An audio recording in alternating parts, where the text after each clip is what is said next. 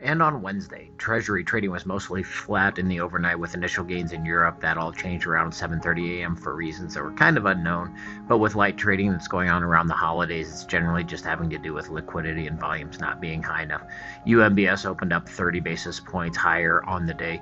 Futures for the S&P 500 rose 0.8% on contracts. The tech-heavy NASDAQ advanced 0.6%. The underlying indices closed higher on Tuesday for the first time in 4 sessions, providing a brief respite to one of the worst years for stocks and bonds in more than a decade. Inflation this year has unhinged the basic portfolio balancing investment ratio of 60% in equities and 40% in bonds. The strategy has plunged 17% in 2022, their worst performance since 2008. Times were not good back then. Contract closings decreased 7.7%, the most since February, to an annualized pace of 4.09 million last month, according to data from the NAR.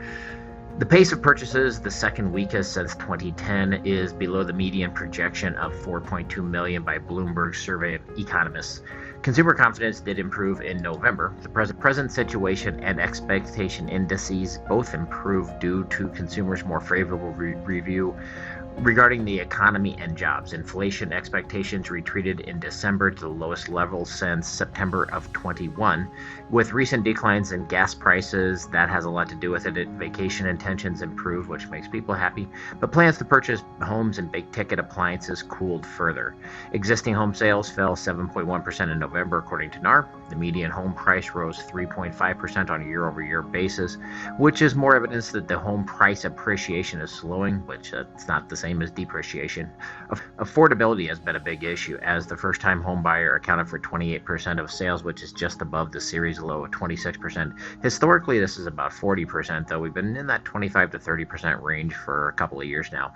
Inventory continues to move lower after peaking at 1.3 million in August, though this is somewhat seasonal. It's the fourth consecutive decline that puts us at 1.14 million homes, though 25% of those are under contract. This is 3.3 months, with 4.6 months considered normal.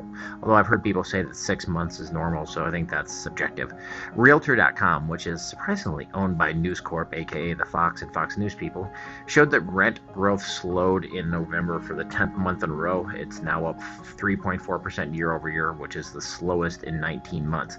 At the end of the day, we were up 16 basis points on the MBS. Stocks were up 56, and the Treasury was down 1 basis point.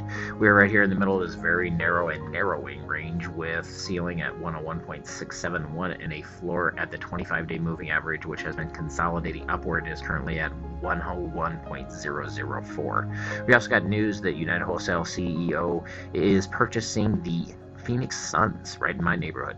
It would be wild to see a championship between the Cavaliers, which is owned by Dan Gilbert of Rocket Mortgage, and Matt Ishbia of United Wholesale Mortgage. They don't like each other.